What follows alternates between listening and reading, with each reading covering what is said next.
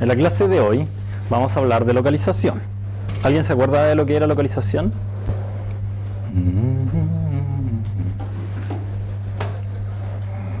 Roberto. Dar un mapa que el robot se pueda encontrar dentro de él. Da un mapa que el robot pueda saber su pose dentro de él. Muy bien, Roberto. En el problema de localización, entonces, es un problema de estimación de estado, donde tenemos a priori, sabemos, un cierto mapa, que pueden ser como las posiciones de ciertos landmarks. Puede ser un mapa de ocupancia también, como que nos diga dónde hay algo y dónde no. Pueden ser paredes, etc. Eso lo sabemos a priori. Y el tema es que queremos estimar en cada instante de tiempo la pose del robot dentro de ese mapa. Ese es el problema de localización. Y se diferencia, como ya hemos dicho varias veces, del problema de SLAM. ¿En qué cosa, Mario? En que el mapa ya está construido. Claro. En el problema de localización, el mapa ya está dado. No hay que estimarlo. En cambio, en el problema de SLAM, hay que estimar el mapa y además localizarse al mismo tiempo. Por eso SLAM significa Simultaneous Localization and Mapping. O sea, se hace simultáneamente la localización y el mapeo, que es construir el mapa. Bueno, en dos dimensiones la localización, la pose del robot se puede escribir como un vector X y θ. ¿Ya? Y por supuesto, como buen problema de estimación de estado interesante, no hay un mapeo directo entre una observación y un estado. Si lo hubiese, no tendría mucho sentido plantear la localización como un problema de estimación de estado. ¿Sí? Con eso queremos decir que, Américo, que tienes cara de no estar entendiendo, que no me basta tomar lo que observo para saber inmediatamente dónde estoy, muchas veces. Por ejemplo, en este problema de acá, este problema podría tener dos versiones, al menos. Que una donde cuando yo veo, supongamos que nosotros en el mapa le ponemos un ID a cada uno de estos landmarks, ¿ya? A este le llamamos 1, 2, 3, 4 y 5. Entonces, si yo tengo el robot y va observando y observa de repente un landmark, una versión del problema sería aquella en la cual cuando yo veo un landmark, al verlo sé por mi sistema perceptual cuál es el ID del landmark, y otra en la cual no, que no los puedo diferenciar perceptualmente uno del otro. Entonces obviamente en el segundo caso hay más incerteza o ambigüedad perceptual, ¿ya? Pero incluso si puedo identificar cuál es, también hay cierta ambigüedad. Por ejemplo, como vimos en la clase pasada, si yo, por ejemplo, solamente puedo ver la posición del landmark con respecto a mí, yo soy el robot, y además el ID, y veo el 3, por ejemplo, en esa posición, como que podría estar en cualquiera, en una circunferencia en principio, asumiendo que no hay ningún error en lo que estoy observando, y con distintas rotaciones. ¿Sí? Está pasando algo muy interesante. ¿Se entiende eso? Es un sol. Muy bien, Enzo no pierde su habilidad.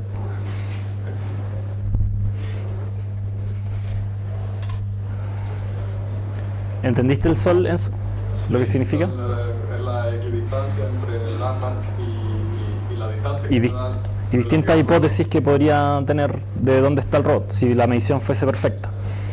Y es un sol porque el robot va girando junto con la traslación de esa posición, para que cada una de estas hipótesis, en cada una de estas hipótesis el landmark se ve en una posición relativa al robot que es la misma. ¿Sí? Ya.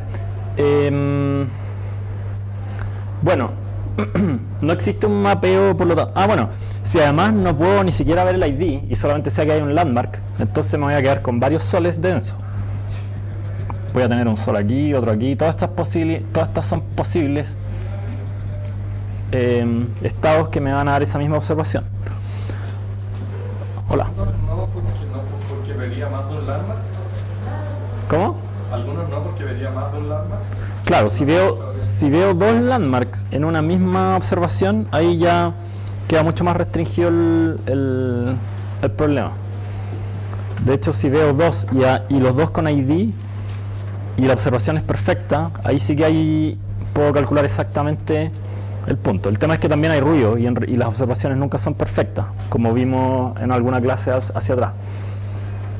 El ruido puede ser del tipo observé el objeto a una distancia distinta a la que realmente está, o en un ángulo distinto al cual realmente está, o observé un objeto donde no lo había, o observé un objeto con el ID equivocado al que realmente era, etcétera. Y obviamente, si yo simplemente me baso en esa observación para llegar a una conclusión de cuál es el estado, y esos errores van ocurriendo siempre con una cierta probabilidad, mi estimación va a ser súper ruidosa, va a estar saltando todo el rato. Por ejemplo, si yo estaba con una localización por acá y después veo este landmark, pero en vez de asignarle un 3 le asigno un 2, me voy a saltar para acá, no sé, a cualquier lado. Ya, entonces, por todos esos motivos, la localización es un problema que queda súper bien como planteado como un problema de estimación de estado, ¿ya? Porque queremos ir integrando, o sea, sabemos que el estado, que en este caso es la pose, no va a ir evolucionando de cualquier manera, sino que tiene una cierta regla de evolución que tiene que ver con el modelo del proceso del robot, ¿ya? Entonces, si yo estoy aquí y después decidí avanzar un paso, la probabilidad de que aparezca allá detrás de Ronnie en el instante siguiente es súper baja. Y por lo tanto eso me sirve para filtrar ciertas de las hipótesis que pueden aparecer con la nueva observación que obtenga. ¿Ya?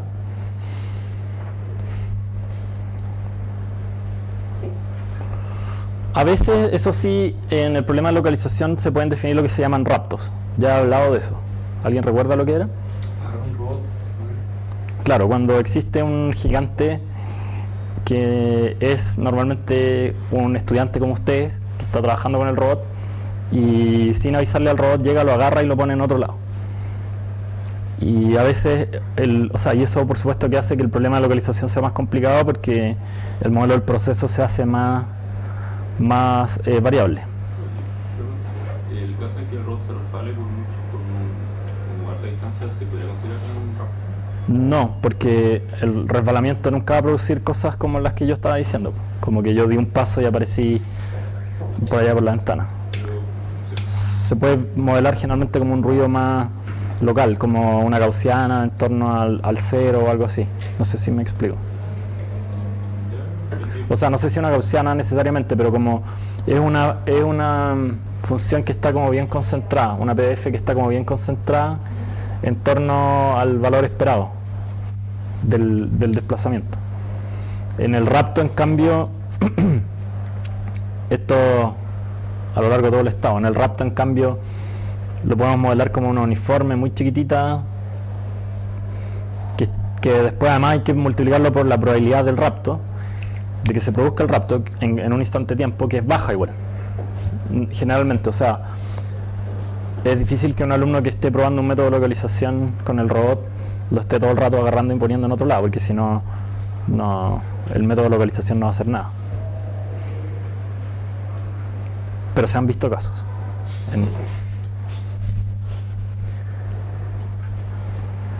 Bueno, las observaciones pueden ser de este tipo que hablábamos, landmarks, que pueden tener ID o no. Obviamente el tener ID ayuda un montón. Si no tiene ID, igual se puede resolver, y normalmente lo que ocurre es que estas ambigüedades que hay se van a ir resolviendo en la medida que vaya viendo más de un landmark. Puede ser ojalá en la misma imagen o en el mismo frame, pero si no, pueden ser en frames consecutivos. Si yo vi un landmark a una cierta distancia y después di dos pasos y vi otro a una distancia mucho más grande, de alguna manera es mucho más probable que sea un cierto par a que sea otro, ¿sí? Y con eso ya de alguna manera está entrando cierta información relativa a los ID. En los mapas de ocupancia puedo tener sensores de rango. como los LIDAR que vimos en alguna clase, o los sonares. Entonces, las observaciones que voy a tener van a ser de este tipo, ¿sí? Como para un conjunto de ángulos, ¿cuál fue la distancia que medí? Y si yo tengo el mapa, como siempre lo voy a tener en un problema de localización de ocupancia, puedo ir viendo que puedo definir un modelo del proceso en el fondo, que en el fondo es que tan verosímil es una cierta observación, entendida como el vector de todas estas distancias, dado una cierta pose y dado el mapa, que lo tengo siempre dado. Entonces, para poder hacer eso basta con que yo tome esa pose, la ponga aquí y dentro del mapa vaya viendo en cada ángulo a qué distancia está el objeto más cercano, ¿ya? Y con eso puedo saber como qué es lo que esperaría ver. Y luego puedo asumir que hay ciertos errores, y en base a eso, como vimos en alguna clase que vimos modelos observacionales, no sé si lo recuerdan, pero dijimos que cada haz de esto se podía modelar como una función más o menos como así, con un peak al final si es que el sensor se saturaba. Bueno, si no se acuerdan, revisen nuestro canal en YouTube y pónganle me gusta.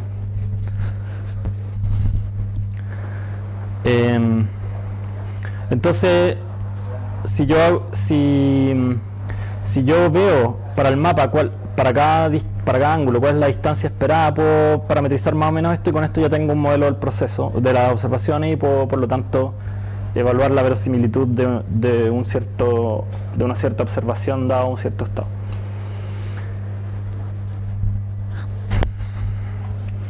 Bueno, hay distintos tipos de grados de dificultad que puede tener el problema. Por ejemplo, si conozco o no conozco el punto inicial donde parte el robot. Si no lo conozco,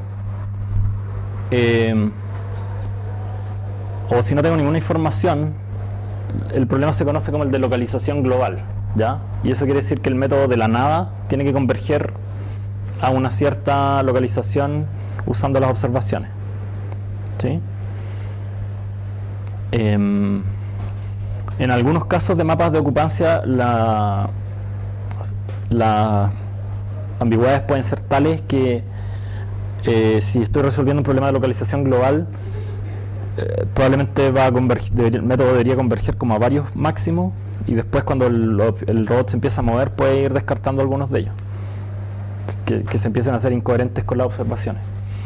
Y el otro es el de localización local, donde ya sé dónde parte el robot y solamente lo tengo que mantener convergido. Ese es mucho más fácil. Y obviamente la diferencia entre los dos solamente se da en un transiente, que es al comienzo. Ahora, si la localización en algún momento se pierde, el problema se transforma más o menos como en el de localización global. Entonces, en el de localización global yo quiero como achicar el error, y en el de localización local como mantenerlo en torno a cero. Sí. En la localización global no se supone que están todas partes con eso. Depende, si tienes algo, o sea, en verdad esta división binaria no es tan binaria, porque uno podría hacerla más gradual, como pensando que en cómo parametrizas en el fondo la probabilidad de x0, ¿sí? Si la probabilidad de x0 es un delta de Dirac, o sea, tienes certeza de que la pose es x0 vale algo, x0 igual una cierta pose. Esto implica que esta es como un delta de Dirac, ¿ya? O sea, la probabilidad se ve así, ¿sí? Ese sería como lo que estábamos llamándole el problema de localización local. Sería un extremo del problema. En el otro de localización global es que el otro extremo, que es que no sabes nada. Entonces ahí, claro, habría que verlo como una uniforme. Si es que el espacio es acotado, y si no es acotado, entramos a la discusión que ya tuvimos en la clase pasada con Roberto, que igual hay que asumir que está en torno a algún punto tiene que estar la masa concentrada en un lugar localizado, no puede estar dispersa, porque si no, o es cero en todos lados o diverge la integral de la probabilidad, ¿sí? En el caso del problema de localización local, si se parte de una cosa cerrada, ¿debería ser el método robusto suficiente para cachar eso?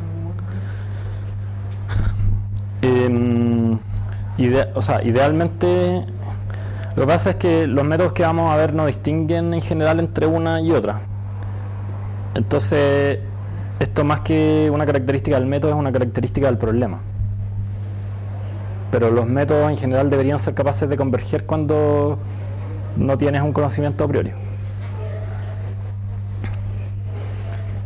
Ya.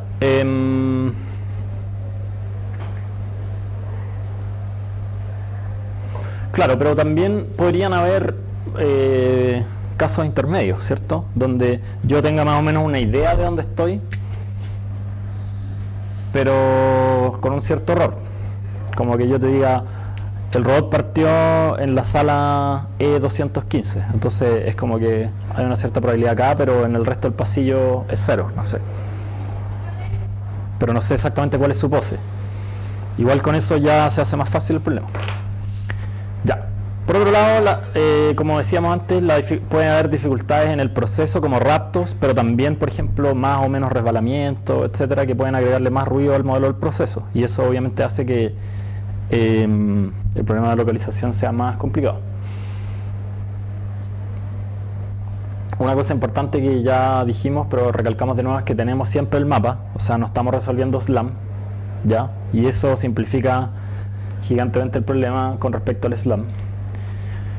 Y otro tipo de dificultad del cual ya también hablamos es la ambigüedad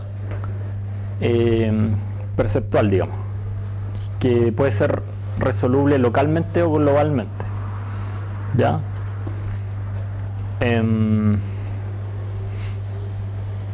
Cuando decimos globalmente nos referimos a que es necesario que el robot se mueva a otro lugar para poder resolver la ambigüedad que tiene, ¿ya? Por ejemplo, si tenemos un mapa de ocupancia que tiene como esta forma,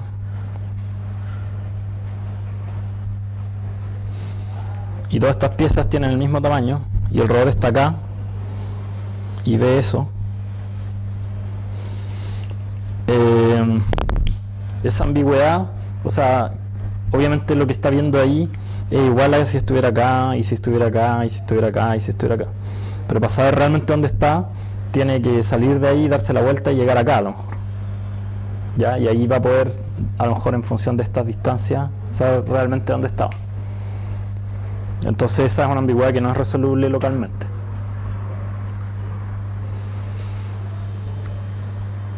Y eso también hace que el problema sea más difícil. Por ejemplo, aquí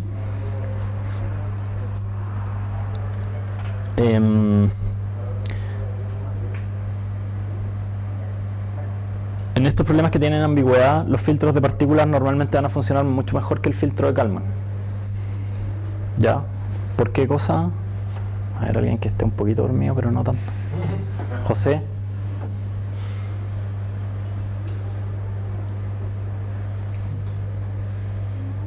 Jaime. ¿Por qué el filtro de partículas va a funcionar mejor que el filtro de Kalman en los casos donde, o debería funcionar mejor, donde hay ambigüedad?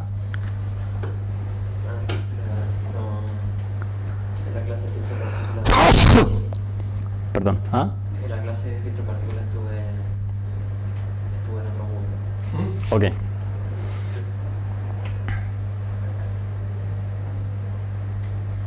Jaime.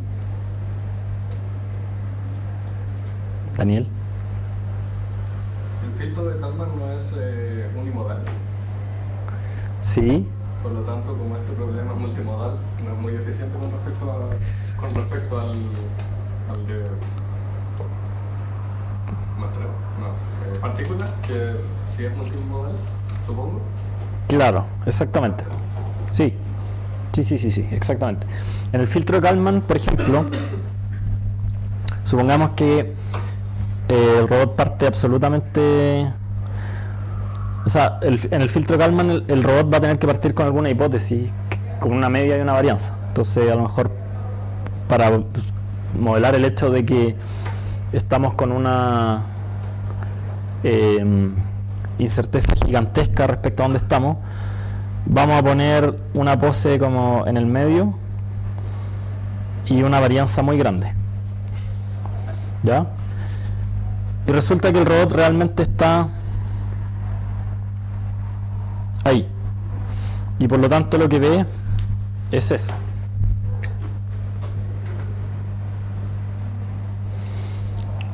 Entonces, el filtro de Kalman lo que va a hacer cuando vea eso es decir, yo estoy en torno a este punto, entonces voy a calcular el modelo del proceso, o sea, el modelo observacional aquí, y voy a ver cuáles son los jacobianos y me voy a mover en esa dirección. Entonces voy a medir como ese va a ser mi modelo observacional, es la observación predicha dado la medida que tengo en ese caso, la voy a comparar con eso y voy a ver hacia dónde se mueve. Tengo un jacobiano también de eso, entonces tengo como voy a saber cómo se mueven las observaciones en la medida que se mueve el estado, y probablemente va a decir, si me muevo para allá se va a parecer más a eso, entonces va a converger como esto en principio, una cosa así, y después en la medida que se mueva a lo mejor en algún momento con suerte va a converger en alguna parte, pero es súper mala igual la estimación, ¿cierto? Precisamente por el problema de la unimodalidad. En cambio en el filtro de partículas estamos ahí y lo que debería ocurrir es que el filtro tire muchas partículas por todos lados al principio, si tiene mucha incerteza, por acá, por acá, por acá. Ya, idealmente podríamos pensar que cubre casi todo el espacio.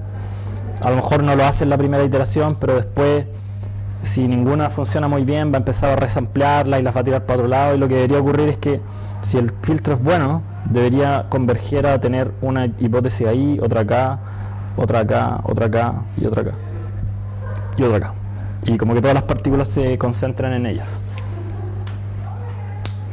¿Sí? Y eso obviamente es mucho mejor, porque eso es como el mejor resultado que podríamos obtener solamente con esa información.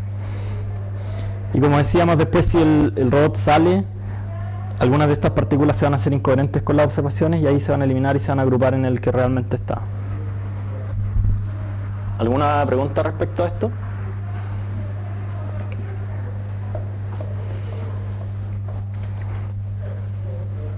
Hoy día deberíamos parar la clase luego.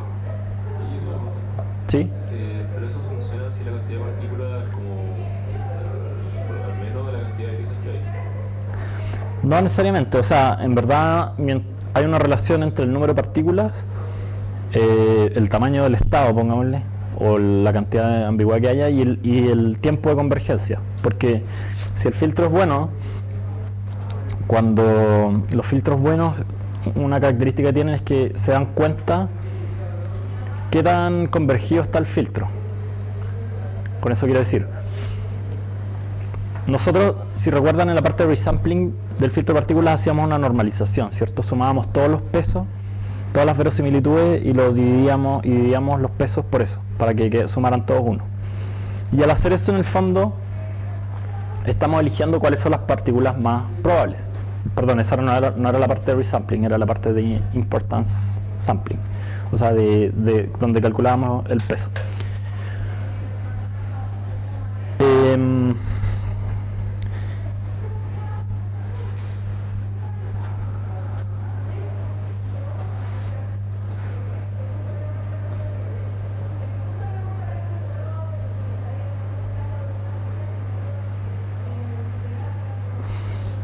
Pero, o sea, eso lo único que nos va a permitir es poder dirimir qué partícula es mejor que otra, pero en verdad no te está diciendo qué tan bien está el filtro en general.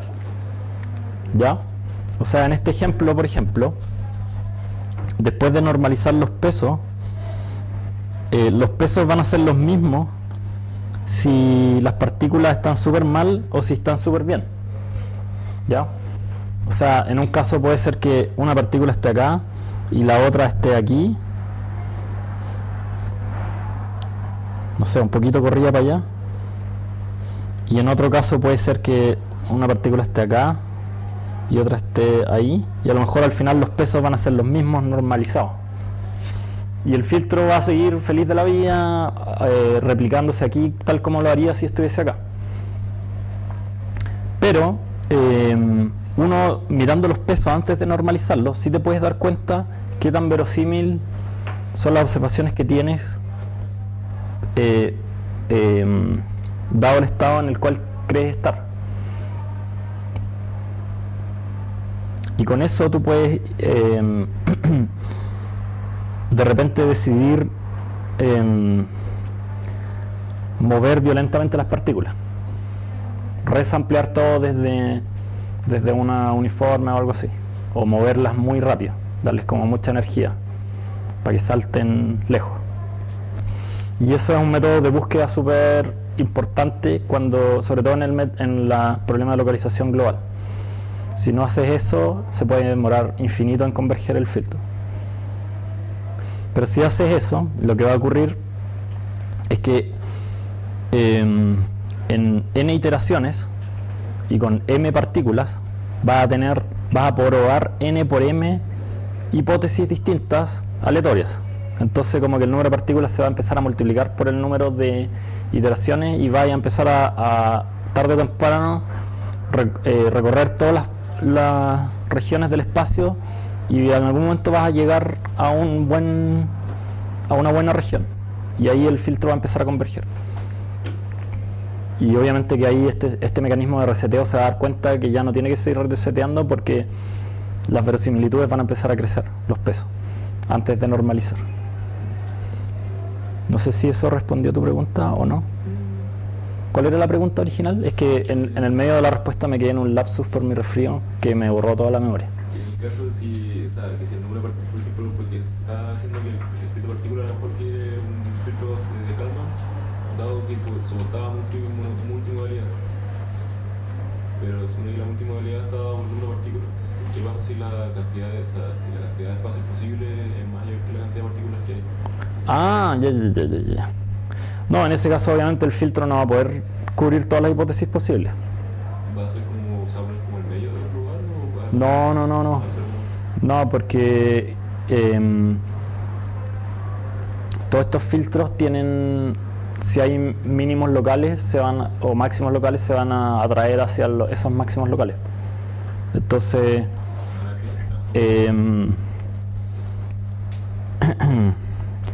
si una partícula está acá, va a converger cerca de ahí, no va a saltarse para acá, a menos que haya un evento como muy mala suerte.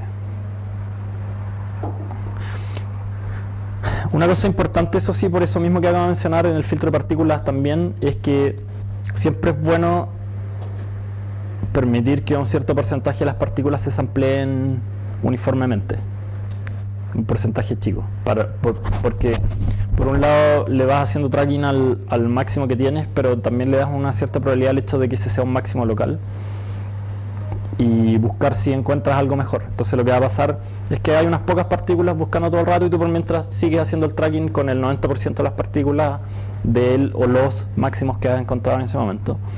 Pero si eventualmente alguna partícula llega y encuentra una región más verosímil, probablemente le va a empezar a robar partículas a estos otros máximos, porque se va a empezar a replicar, y si las observaciones consecuentes se empiezan a hacer verosímiles con esa nueva hipótesis, le va a empezar a robar más partículas y eventualmente puede quedarse con todas las partículas, si llegan muchas observaciones que son más verosímiles que las que tenían la hipótesis anterior. ¿Alguna pregunta? Bueno, hay distintos tipos de mapas, como dijimos antes. Hay listas de objetos que son como este tipo de mapas, como landmarks. Hay mapas de ocupancia. En este tipo normalmente usamos sensores visuales como cámaras o cámaras RGBD. En este tipo de mapas normalmente usamos sensores de rango para los mapas de ocupancia, como LIDAR, o sea, los láser, sonares, etc. O a veces pueden haber mapas mixtos. Por ejemplo, con el PR2, que tenemos cámaras y también láser, podríamos tener un mapa que integre ambas fuentes de información y podría ser permitirnos tener una localización mucho más precisa y robusta. Si tenemos, mientras más información perceptual tengamos, mejor. Más robusto y preciso puede ser el resultado que obtengamos de la localización.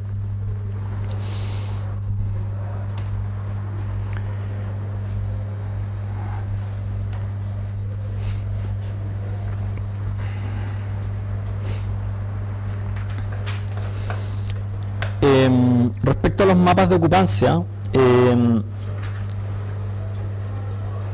es importante destacar que hay dos tipos, ¿ya? Pueden ser continuos o discretizados. Nosotros hemos hablado hasta ahora de los discretizados, que se pueden ver como una grilla, pero también existen mapas continuos. Esos mapas continuos pueden ser hechos, por ejemplo, con segmentos de líneas o utilizando otro tipo de funciones paramétricas que describan los bordes o las paredes del mapa, ¿ya? Si estamos usando mapas discretos, sobre todo, hay un trade-off súper importante entre la precisión que pongamos en el mapa y la complejidad computacional en términos de la memoria que necesitamos para guardarlo y también para hacer todos los cálculos posteriores, por ejemplo, del modelo del proceso. Por ejemplo, fíjense que nosotros, para poder estimar una observación esperada, dado un estado, tenemos que empezar a recorrer el mapa celda por celda e ir viendo si nos encontramos con un obstáculo o no en el camino.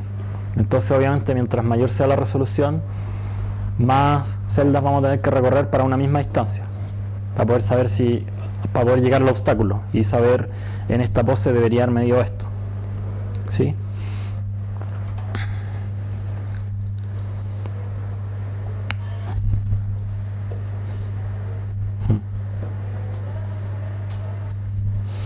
Aquí hay un mapa continuo basado en líneas, ¿ya? A partir de esta pieza se extrajo ese mapa, ¿ya?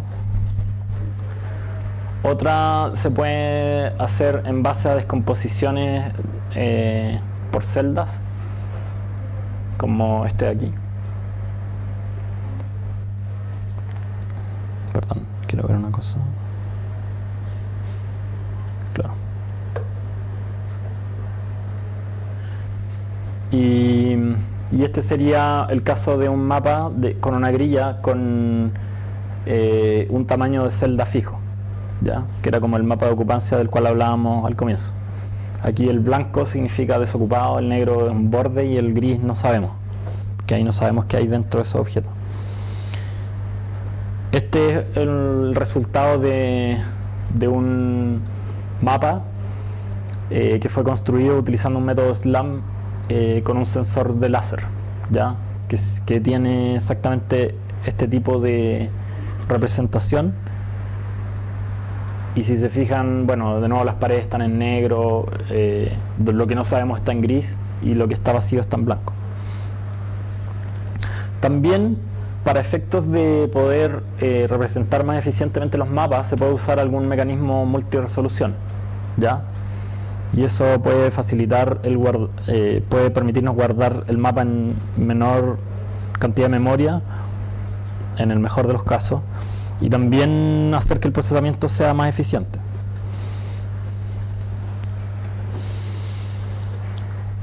Y a veces también es súper útil tener los mapas descompuestos en forma topológica, ¿ya? Hacer como un grafo. Por ejemplo, si tenemos esta tremenda pieza, este tremendo lugar con muchas piezas, puede ser de interés saber descomponer esto como un grafo, ¿ya? Entonces, si podemos poner todos estos nodos y darnos cuenta que a partir de estos nodos podemos pasar a entrar o salir de las distintas piezas, y con eso el mapa lo podemos describir como un grafo, ¿ya? Y la gracia de eso es que se simplifica un montón el modelo observacional, se pueden hacer bastantes simplificaciones también en términos de la memoria para mantener en memoria el mapa. No necesitamos tener todo el mapa en memoria si esto es demasiado grande, sino que podemos ir cargando las partes del mapa que sean relevantes para el lugar donde estamos. O sea, por ejemplo, si yo estoy acá, yo en mi mente puedo tener un mapa topológico de todos los lugares que yo conozco. De hecho, probablemente algo así funciona en nuestro cerebro. Entonces, si yo estoy acá con ustedes ahora, no estoy en mi memoria a corto plazo con el mapa de la ducha de mi casa. ¿Sí? Puede ser que sí. ¿Ah? Ahora que lo mencionaste, ¿te acordaste de la ducha? Sí, po. Pero si no, pero si no, no, po.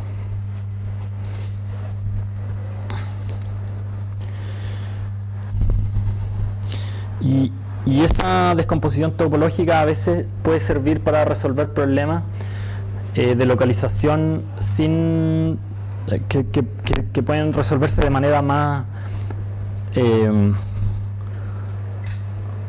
con menos resolución temporal. O sea, por ejemplo, ustedes cuando salen de su casa y vienen para acá, sobre todo los que viven más lejos, no tienen un mapa preciso de todo el camino hasta acá. ¿Ya? O sea, si por ejemplo yo los tomo y los rapto y los dejo les prometo que no voy a hacer eso, pero supongamos que ustedes fuesen como un robot y yo, pero humano, entonces yo agarro un palo y les pego en la cabeza, los meto en un saco y después lo... ¿Ah? For science. Claro, for science.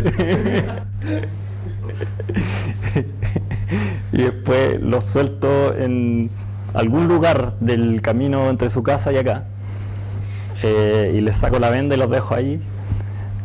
A lo mejor ustedes van a abrir y van a decir, esto parece que está tal calle, en tal lugar, pero no estoy muy seguro de dónde estoy, así como de la localización exacta. Y en verdad lo que probablemente ocurre es que uno sabe, o sea, ¿para qué decir, por ejemplo, cuando ustedes toman un avión? Ustedes compran un boleto, se suben al avión, a lo mejor se quedan dormidos y después se bajan del avión y más o menos saben dónde están. Pero no es que estuvieron viendo así como la cordillera o el mar, etcétera, ¿cierto? Entonces, muchas veces, o si toman la micro, ya un ejemplo más cotidiano, o el metro. En el metro tampoco, cuando ustedes van en el túnel, como que miran el túnel y saben en qué parte del túnel están. Entonces muchas veces para localizarse el modelo observacional por un buen rato deja de ser importante. Lo mismo cuando uno va manejando y entra a un túnel. Uno no se sabe todas las partes del túnel, pero sabe que si entra eventualmente en algún momento va a llegar a un landmark que va a decir como la salida tanto, y ahí salgo y sé que voy a aparecer en un lugar más conocido. Y ese tipo de problemas de localización como que no siguen este esquema que estábamos viendo antes, que es como más local, que es como tratar de estimar el estado en una parte súper local con un mapa preciso, sino que es más bien como ya, ok, estoy bien localizado y ahora voy a entrar a una situación en la cual en verdad no me interesa localizarme tan precisamente, sino que sé que voy a salir de aquí y voy a llegar a otra parte, más o menos si sigo esta política de acciones, como no tirarme por la ventana del avión o no chocar el auto y seguir avanzando hacia adelante sin darme una vuelta en U y ese tipo de cosas. ¿Sí? Entonces para ese tipo de aplicaciones funcionan bien estos mapas topológicos, ¿ya? Y de hecho, por ejemplo, cuando uno da instrucciones, también muchas veces esas instrucciones vienen dadas de esta manera topológica. Entonces, y una persona que no conoce para nada el lugar, pero sí tiene este mapa topológico, igual es capaz de localizarse y llegar a donde tiene que llegar. Como por ejemplo, ya, si está en la Torre Eiffel, camina 400 metros, va a llegar al río Sena y así, bla, bla, bla, y al final llega a la oficina. Ya, pasando por una esquina, un edificio amarillo, el ascensor y bla. ¿Sí? Bueno, ese es todo un área que es súper interesante porque permite en el fondo que el robot pueda tener como comportamientos más coherentes en el largo plazo. Ya, y yo creo que vamos a dejar hasta aquí la clase y vamos a pasar ahora a nuestro trabajo grupal. Así que por favor saquen una hojita